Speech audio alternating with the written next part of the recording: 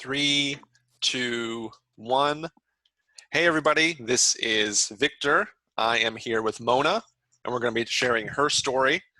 We're going to be sharing how Mona went from 0 to 6 offers in her first 30 days. How you doing? Hey, I'm fine. Thank you. Thanks for having me. Yeah, I'm happy you're here. I want to do this case study just so I can share your story because you've made a ton of progress. I mean, we've only been working together, I don't know, like 30 days, 40 days, and you've just made a huge leap, a quantum leap of progress. So just wanted to share your story here. Sure. So what, as we get into it, what market are you based out of for your real estate stuff? Northwest Indiana, mainly. Northwest Indiana, okay. And what is your background?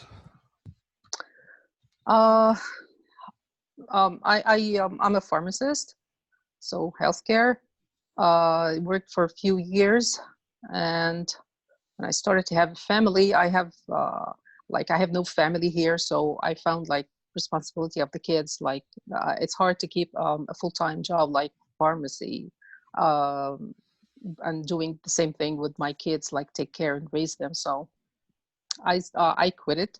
And then started when I had some time volunteering in some nonprofit organization here and there, and that's about it.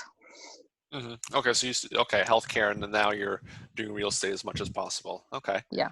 And then, yeah, do you remember how we met initially? Yeah, sure. It was one of the Facebook groups. I was advised by someone, if you want connections and to get started on this real estate business, you have to have like meetups or the Facebook groups and get in contact. And so I joined a lot of them. And I remember keep posting questions to, to have like kind of education about this real estate thing. And this is where I met you. I was asking a lot of questions, and you stepped up and offered help, and that was very nice. And we started from there. Mm-hmm. Yeah, I do remember that as well. And I remember like you were asking really good questions, and because I'm a part of those same Facebook groups, so I just answered, and your responses to my answer were really good too. It was well thought out, and I can tell like you were motivated. It wasn't just, oh, it'd be cool to do some flips. It was more like, yeah, I want to do it. How do I do it type of answer. So I really like that. Yeah. And what were some of your frustrations or hurdles as you were getting started in real estate and flipping? Everything, honestly. I had no clue of what to do or where to go or who can help me through this. I have none of my friends have any experience.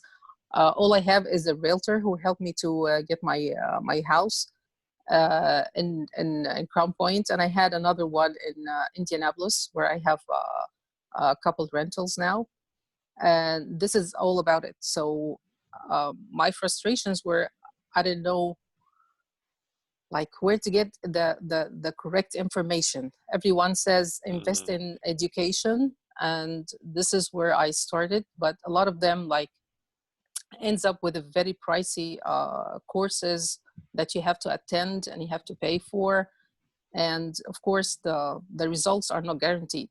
And for me, it wasn't just testing the water. Like I didn't know if I am gonna be into it or no, if can I do it or no. So it was hard to pay a lot of money up front, and I don't know if I'm gonna get it back.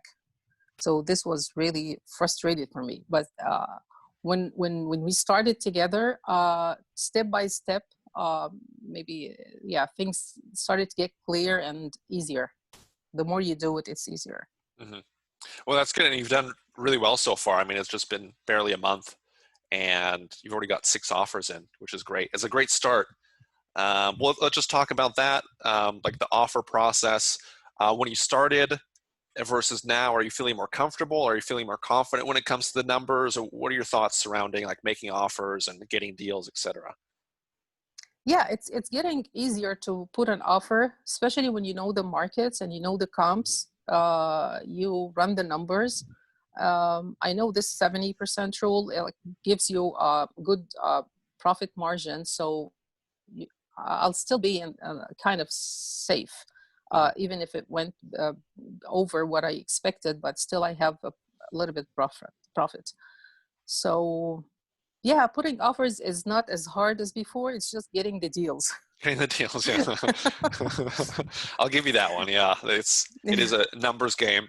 So you've put in 6. I usually say 15. So you're making good progress. And I think just recently, like you got really close on a deal in Northwest Indiana. Like you got really close, and you only got outbid by a little bit. It was like a couple, Yeah. like 2,000 or something like that. Can you tell us a little bit more, if you're comfortable? Can you tell us a little bit more about that deal? Yeah, it was a wholesale. I found it on Craigslist. I texted the wholesaler, and he said, yeah, he's willing to show me the place. It was nice, very well maintained. Just the owner wants to move to another state, I believe, and everything was like clean, and it's just the basic cosmetics like flooring. No, not even flooring. The floor was okay. Just painting and installing an AC unit, and that's it. It was new, like the water heater, the bathroom was updated, the kitchen was updated. So it's very nice. I thought it's for a start, it would work for me because there's no a lot of stuff to be done. The asking price was 88. I started 83. He said he already has an offer above that. So I went to 85,500. And he said, okay, he has to have another 2 offers and see which one they will go to. And he called me yesterday morning. He said, oh, they went with another offer for 88 full price, and the buyer is gonna take care of the closing fees. So unfortunately, all the deals, like all the offers I put on table, they were not countered because they have other buyers lining up for them. So that way makes it harder. Like if he came back to me and said, you know, maybe take 87 or something, I was willing to put full price because I know the area would give me the good ARV. But they already have another one. I see. Well, I mean, the good news is, like overall, like if you continue going out there making offers, like you'll eventually get a deal because you're really close on that one. Like you ran your numbers really closely and really tightly, but you were close is the biggest thing. You almost got one. Yeah. And again, it's only been like a month. It's only been like 35 days or so. So, you know, project out and continue your progress for another year. I mean, you're going to be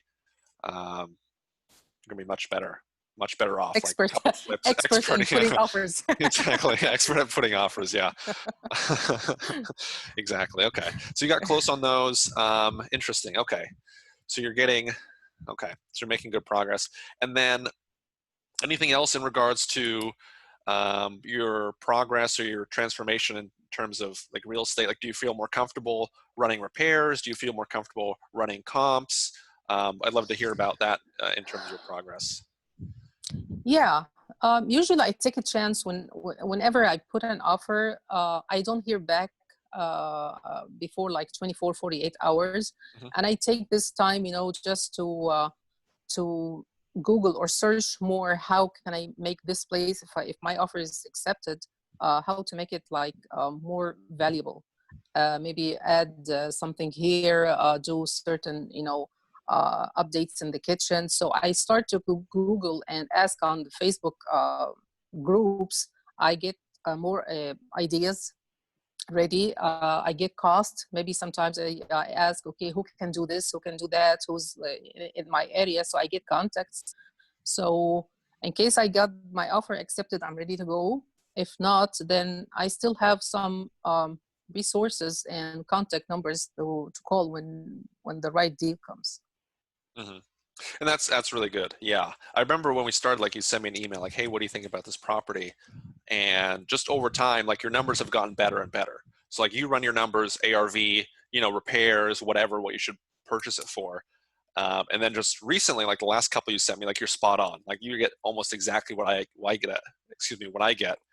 And so you're spot on. So you're very precise. So you're getting it a ton better. So I want to make that comment. Yeah.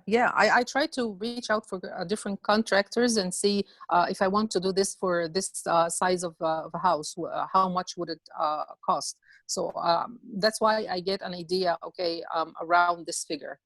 because it's hard to grab a contractor with me in every place I go, you know, just to give me an estimate in case I get the deal. I still appreciate their time. So I try to do it my way.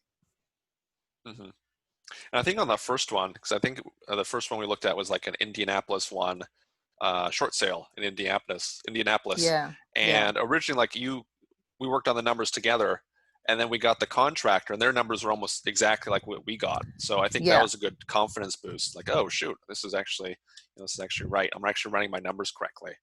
Yeah, yeah. Especially when the property is half price, they're asking half price. You have a lot of chance to get a good profit out of it. And that what makes me want to really invest in Indianapolis. Maybe it's a better place for me. I don't know. It's more affordable.